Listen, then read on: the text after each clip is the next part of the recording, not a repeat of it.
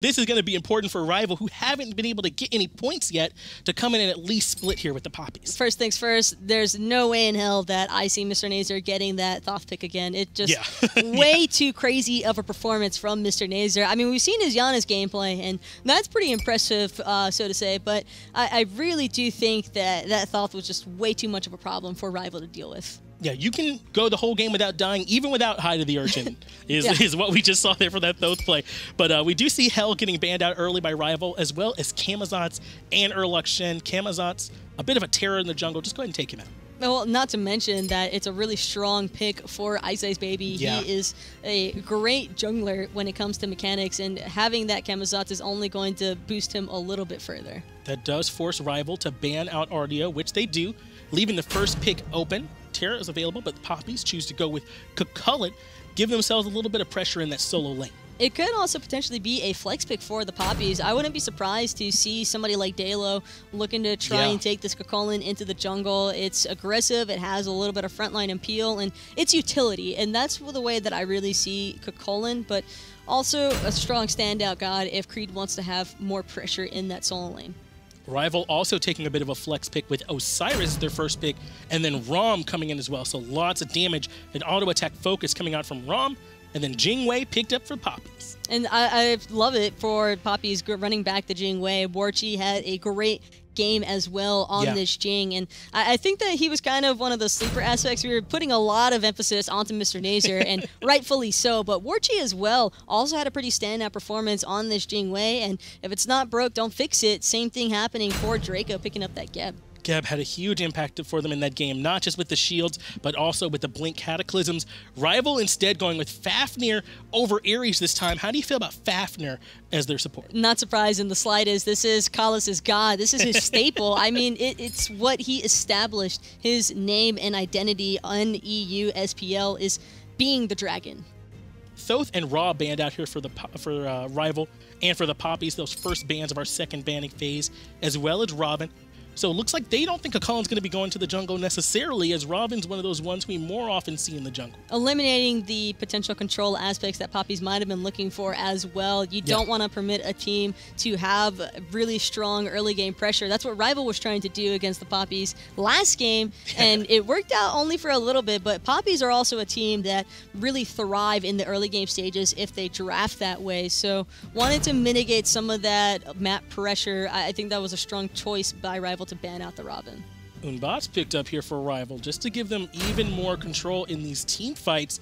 And I guess that means Osiris is going to be going to the jungle for them now too, as Unbat, or rather the solo lane, as Unbat will almost certainly be in the jungle.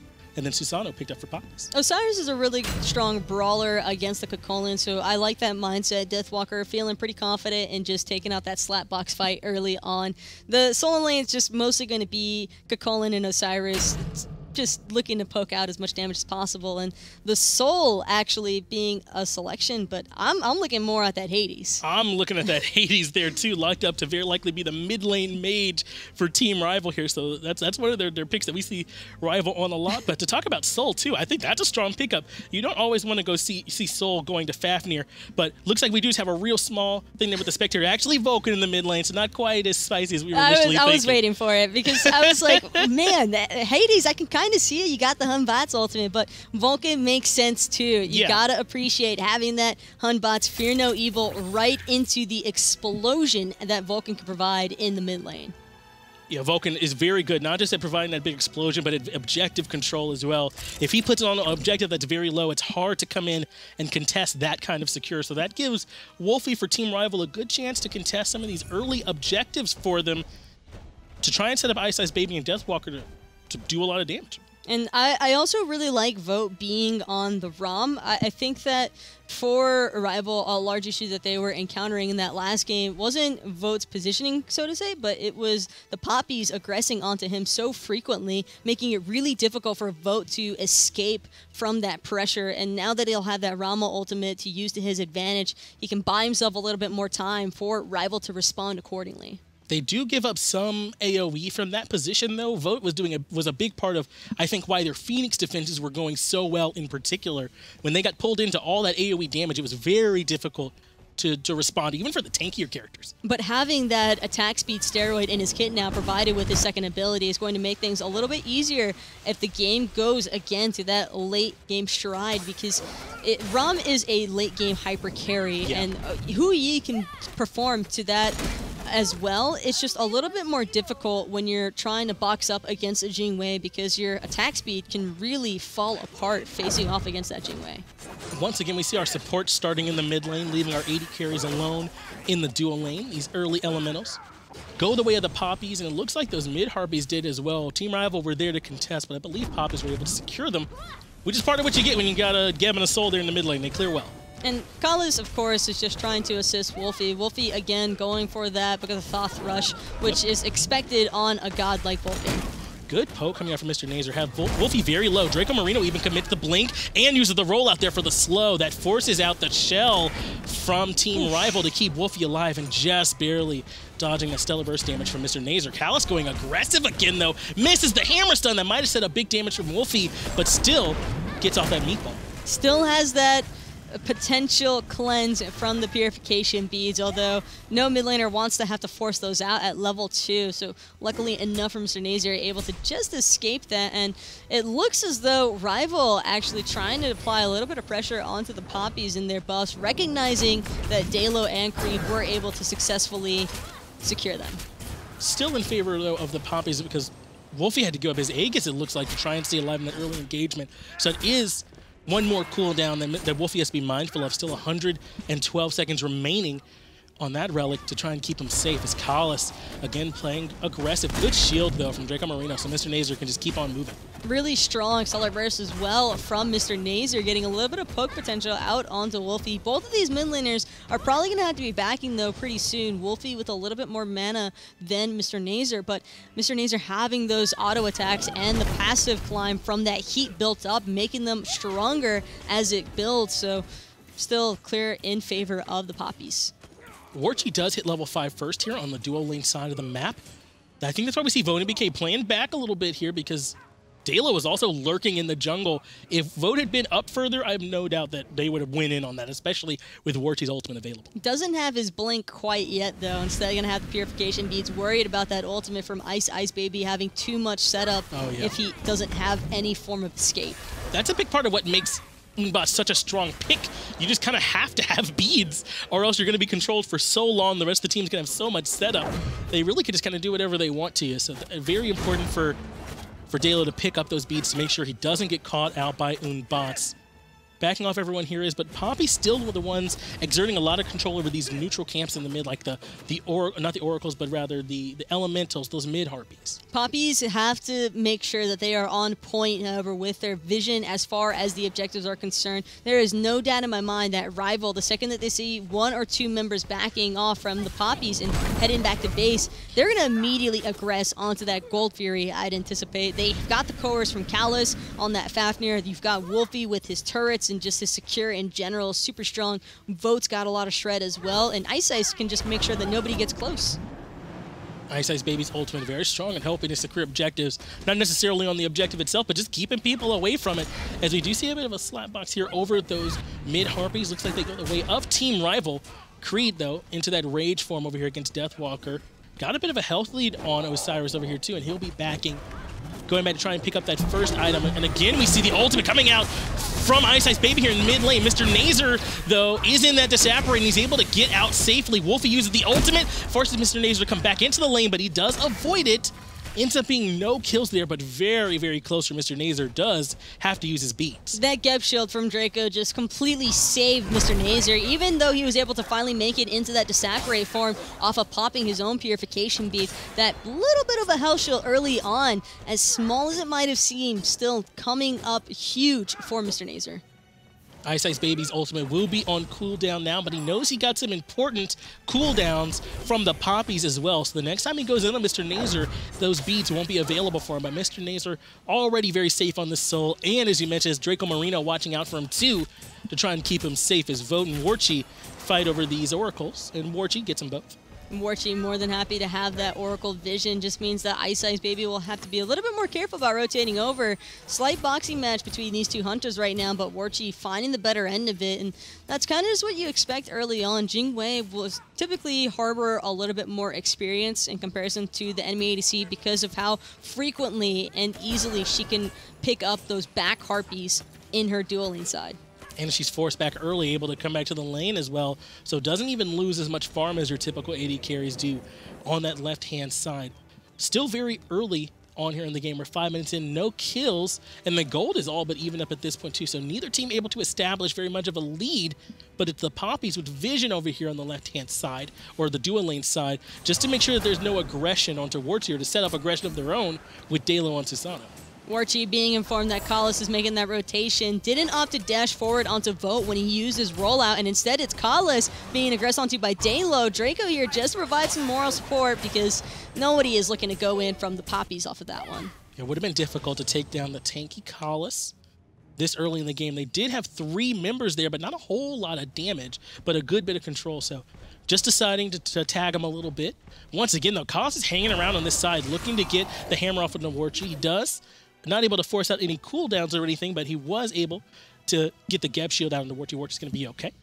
And that's just one of those aspects that you kind of anticipate from Warchi, but we are going to take a quick pause for a second here off of that one. But we do have, I mean, I really appreciate that mindset from the Poppies just because they recognize, even though Kalis is a little bit more susceptible early on, he still has that Dragon form available from his ultimate, the cooldown refresh, providing a little bit too much. And when support could essentially have 2 forms of escape, it would just buy so much time for Rival to respond. That's right, and Kalis was coming in just trying to see what he could get out of them in response. So good job going over and trying to force it.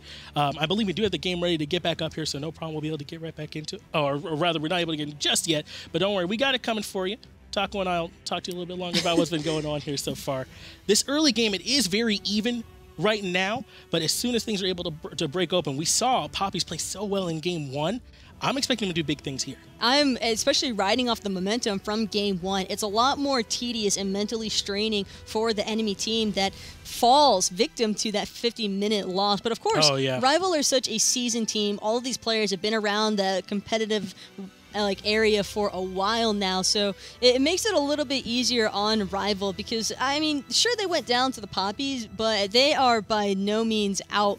It was really just Rival needing to be a little bit more patient as far as looking for those initial aggression standpoints. And Rival did, though, doing the right thing here. The thing that you do after a long loss, like we just saw in that long game, when things are so close, you've been battling so hard, and you're not able to pull it through, they go back to what feels like comfort picks for him. Kalis is on Fafnir. Vote is on Rom. They're on gods that they know how to pilot, they know they can do well on, they've seen success on, and that helps you in this next game. Not to mention that Kalis' Fafnir was banned in game number 1. Yeah. Poppies, that was their target number 1. Make sure Kalis doesn't get Fafnir. It's a strategy that we've seen happen among a few European teams whenever they face off against Rival, and for good reason, because Kalis' Fafnir is actually pretty insane. He just knows the gods in and outs, and sure, he's been a little bit off the mark with some of the hammer stuns early on in this game, but I think that as long as it progresses and he's still just providing that coerce to his team, that'll be the more important part, especially since he has a hunter like Vote who loves being aggressive. And that coerce, it's so important that you bring that up too. It's not just Vote, but in particular having Vulcan on your team as well is very good for those objectives. You mentioned earlier the turret being able to help tank some of the aggro, putting in damage as well. The ultimate, which is so strong for securing. So they're going to be a strong objective-minded team just overall, and I wouldn't be surprised now that we're back in game if we see Rival take some early objectives. But of course, I also expect this to be a little bit slower pace just because they are trying to reset and refresh off of game number 1. And looking at both of these compositions, neither side really has the overall win out early on because Ice Baby, sure, the Fear No Evil is great, but Hunbats can struggle a little bit early on. Speaking of which, Dalo struggling a little bit against 3 members of Team Rival as Rival is looking to secure those fire elementals, and they will do so successfully since there's 4 members available. If Deathwalker could have gotten that slow, I feel like they would have certainly committed a little bit harder there. They do get the elementals on the right-hand side, as well as come over here and start taking a look at these mid-harpies, which is another area where we've seen them fighting. But now it's Rival that have put the wards there in that mid-side, right there in between those two paths, right near the mid lane in the jungle. But Poppies are the ones with the actual vision where the Oracles and Gold Fury are. So if anything starts up there, they'll be able to see what's happening. It's just been a split up, really, of the global farm that's available on the map. Warchi's been securing the Oracles on the left-hand side, and then Rival's been manhandling the Fire Elementals, making sure that nobody gets near from the Poppies. Ultimate comes out from Ice Baby, and Dalo gets taken down easily. Creed in that rage form wants to get a little bit more from Deathwalker, but he's going to have to back off. Big kill there for Rival. I think that Creed really wanted to keep going, but recognizing that Ice Baby would have probably been enough to slow him down. Just so unfortunate how quickly Dalo fell. Wasn't even able to use his ultimate. Wolfie committing the ultimate there to take the speed buff. Draco Marino blinks in, and Wolfie immediately uses the Aegis to nullify the damage coming out. Mr. Nazer's ultimate is down 2. He put over the top to try and help secure Wolfie. Warchi's ultimate brings Wolfie very, very low, but Callus now is in that dragon form to keep his mid laner alive. Wolfie on the back line just getting burned down. You do not want a dragon breathing on you as Ice Baby gets the kill. And that is exactly what I was talking about when it comes to Callus and his Fafnir, just destroying Warchi's hopes and dreams of killing Wolfie. And it's just not a lot of playroom left in those scenarios. Wolfie trusted his team to peel for him, immediately went for the straight line. And meanwhile, you've got Vote just casually taking that Gold Fury. And casually pushing that gold lead up to about 4,000 in favor of Rival, as now they are up 2-0 in the kills, both of them on top of Ice Baby on this Unbat as well, who's been having a big impact with his ultimate, forcing out cooldowns early and setting up the rest of his team. And that lead that Warchi once had over Vote has just been completely destroyed. Vote didn't make the rotation over to the Fire Elementals. The disarm as well from Callus onto Warchi came up massive in that team fight because Warchi was unable to look for any auto attacks whatsoever. So, of course, he's kind of just running around in a straight line. That's just open season for damage. And Vote got his Devo gloves on a good bit before Warchi was able to. He was ahead about 20 stacks. Another big part of why that Gold Free went their way, but Ice Baby takes Dalo his way with his ultimate in the mid lane. Credit goes to Wolfie. Big kill for Rival. That was beautiful positioning of the Fear No Evil, forcing Dalo straight into the wall. It's always really funny whenever you see somebody just trapped right there. Speaking of which, though, not funny at all for Dracos. He's trying to aggress onto Wolfie in the mid lane. Goes in to try and get Wolfie taken down. Wolfie returns a bunch of damage. Now he's going to have to back off, and Warchi trying to get damage hit. Creed ends up taking out Wolfie. And it's going to be actually Vote looking for the sniper shots from across the way on that ROM. Warchi doing what he can to defend this T1 tower, and nobody from Rival really has a whole lot of opportunity to siege it, but everybody just looking to respond and lock down these members of the Poppies that were left standing. Dalo has respawned, able to make his way over, but still, very strong team fight from Rival, keeping that gold lead intact, but more importantly, securing that kill. That's just one of the things that you can kind of anticipate to happen. And Warchi, again, on this left-hand side, just farming away, giving a little bit of farm to his support. That is one of the things that you're kind of looking for. And Mr. Nazer as well in the mid lane, farming away. After those kind of team fights break out, you just expect this reset to happen from the members of the Poppies. And all around, they need to be a little bit more careful about their engagements. We see this invade coming through from Rival, though. Poppies recognizing it. Not sure that Rival really want to fully commit here, knowing that so many members from the Poppies have responded.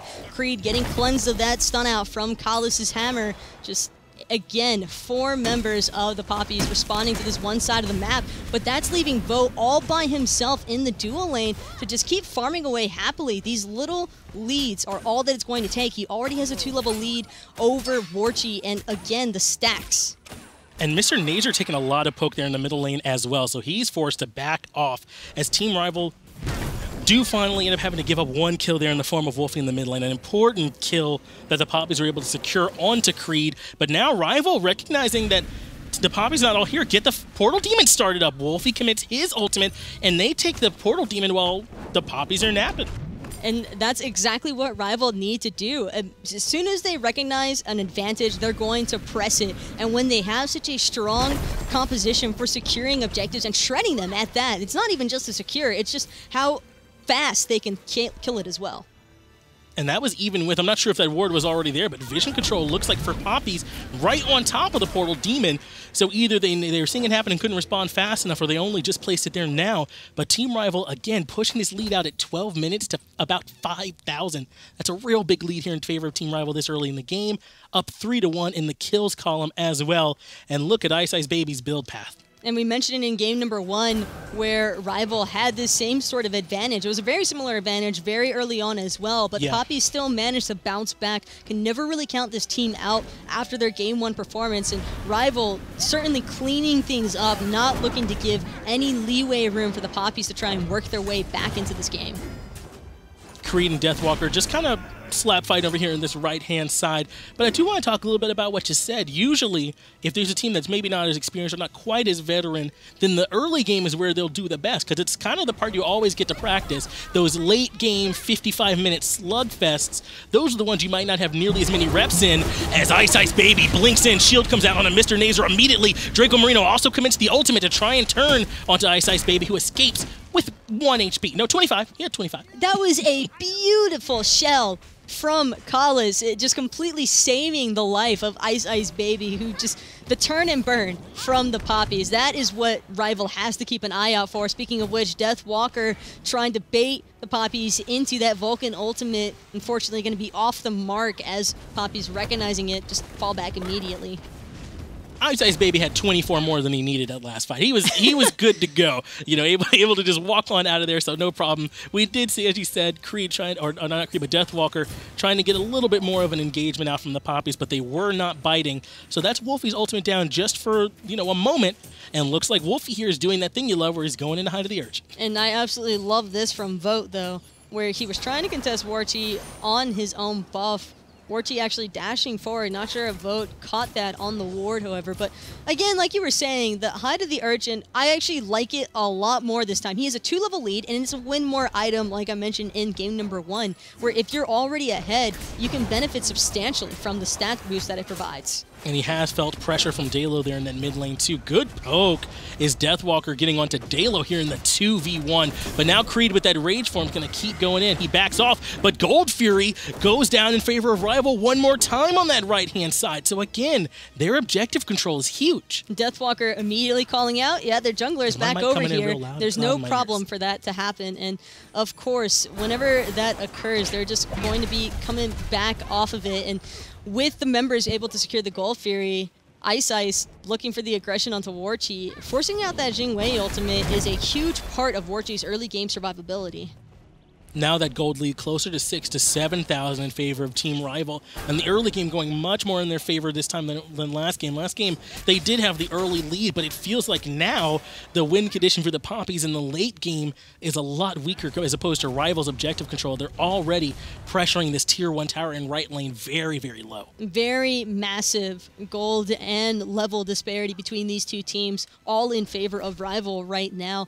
When you're approaching a 7,000 gold lead this early on, 3,000 to 4,000, you're still in it. 7,000 plus, things start getting pretty questionable for the team that is 7,000 gold behind, because you just don't have the items online to contest, even if the levels still manage to stay somewhat nearby. And that's really the case here for Poppies. Is Creed, again, just forced out underneath his tower. Deathwalker looking to go all in on this one. Popped out the Horrific Emblem, expending his ultimate as well. No healing provided to Creed. Diving that T2 beautifully, and it's all Deathwalker. Deathwalker had no care in the world underneath the tier 1 tower, tanking that. Then gets the Horrific Emblem as Ice Ice Baby takes out Mr. Nazer in the mid lane, and it feels like it's falling apart here for Poppies early. Certainly not calling it, but the game is just leaking in favor of Team Rival as they control the solo lane and mid side of the map this early. But Deathwalker in particular really had no cares about what Creed was trying to do over there. This is the Rival gameplay that you expect to see from this team that managed to come in second at DreamHack Valencia. They are a very cohesive unit, and it's finally coming into play here. Draco Marino not able to escape, actually getting locked down by 4 members of Rival. fifth one just in case. Deathwalker's like, hey guys, how's it going? Deathwalker was rotating in, looking for blood just now, yeah. He did not get enough from Creed as Warty's on the left-hand side, pushing this Tier 1 tower, trying to get something out of all they're giving up on the right-hand side as Team Rival also take the Portal Demon. Ice Baby, though, rotating in. Warty does have his ultimate available, so he is capable of escaping. Gets the Tier 1 tower up into the air, doesn't use the dash just yet. It's enough just to force Ice Baby back. But using that dash lets Ice Baby know that it's on cooldown. I wouldn't be surprised if he's looking for a little bit more, but more than happy to just let Warty have that 500 gold, considering that his team managed to find a Gold Fury, 2 kills, and a Fire Giant.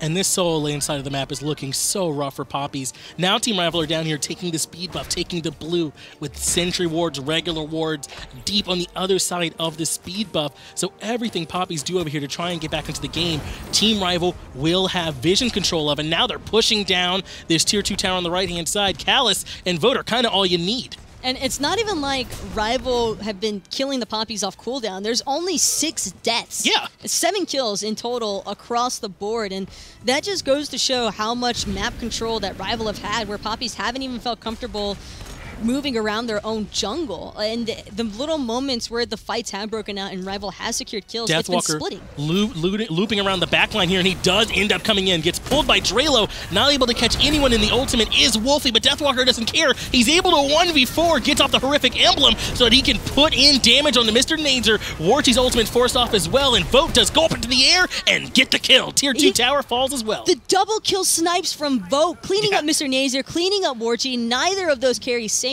And now it's only Dalo left to try and put the damage out, but with Creed and Draco being so far behind, I just don't see how anybody penetrates into Rival's backline. This is an 18-minute Phoenix that we're talking about right now. They took that Phoenix 18 minutes, 40 seconds into the game. It's because Deathwalker cannot be touched right now. He was 1v4ing in the backline earlier, putting so much pressure onto the Poppies and just able to go up into the air as Vote and clean it up. They're also going to take this Tier 2 here in mid because they have Fire Giant around their waists, and it's a 15,000 gold lead in 19 minutes. And this is where you, again, just start saying, this is the Rival that we expect to see. They are completely wiping everything off of the map, whether it's global farm or whether it's kills. It doesn't matter. Poppies just have absolutely no opportunities to try and break past that front line from Rival because, as you said, Deathwalker is massive. He cannot be touched. And then on top of that, I mean, Ice is so confident in how efficiently his team has been working around these team fights. He built into the Lorraine's Mass third item. We haven't really talked about this a whole lot. This item gives you a little bit of movement speed, a little bit of pen if you can get those stacks online, and it's still a proficient enough item for only being 500 gold. And it looks like Poppies are trying to get something out of this map. They all group up and take the Tier 1 tower on the right, but they give up Tier 2 and left, and this Phoenix on the left-hand side is already down to half health, and no one's even here to contest it. Taco, I don't know how I feel about that trade. It's not really an option, though, for the Poppies. Poppies really are just doing the only thing they have left to do, and that's to get what little bit of gold they can from Warty split pushing. I don't fault the Poppies for that call-out, because when you are this far behind, chances are, even if your whole team is there to try and defend that Phoenix, you're all just wiping anyway. Poppies recognizing that it will be very difficult to defend a Team Rival team that is this far ahead. Gold Fury now taken down in favor of Team Rival, approaching 18,000 is this gold lead right now, and I'm sure it's got to feel good for Rival after that slugfest they just had in Game 1. Yeah, they're definitely not making the same mistakes as Game number 1, and I don't want to say that Mr. Nazer not getting Thoth is the issue here. I think it's mostly just been Rival playing up to their standards this game, and I mean, the Poppies have made a massive improvement as far as just developing as a team and really progressing throughout their time spent in competitive SMITE out of the challenger scene, but it's still a learning process. And what we're seeing here, I think, is a lot of why Callus should not get Fafnir. It's not because he's going around hitting 100% of his hammer stuns or, you know, his dragon form is so oppressive. It's because of how well Team Rival can control the map when they have someone like Fafnir on their side. Like you said, only 8 kills this far in.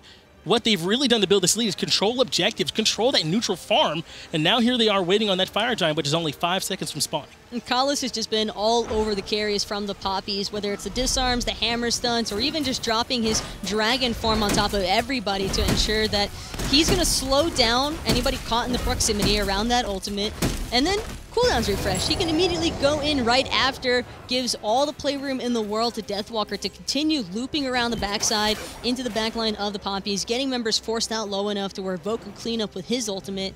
It's just really solid gameplay from Rival. In particular, Ice Ice Baby, who holds a 5-level lead over Dalo, his direct opposition. Deathwalker goes in, and Draco Marino goes in with a 3-man Cataclysm, but Ice Ice Baby's ultimate is way too much disruption. Warchi already forced out of the fight. Wolfie commits the ultimate and is able to chunk down Draco Marino, but Creed cannot handle it in the front line, trying to take it alone, gets taken down by Callus. Dalo having to back off here as well as that mid lane Phoenix falls. Now it's all 3 Phoenixes taken down. Mr. Nazer very low as Ice Ice Baby blinks in and deletes him.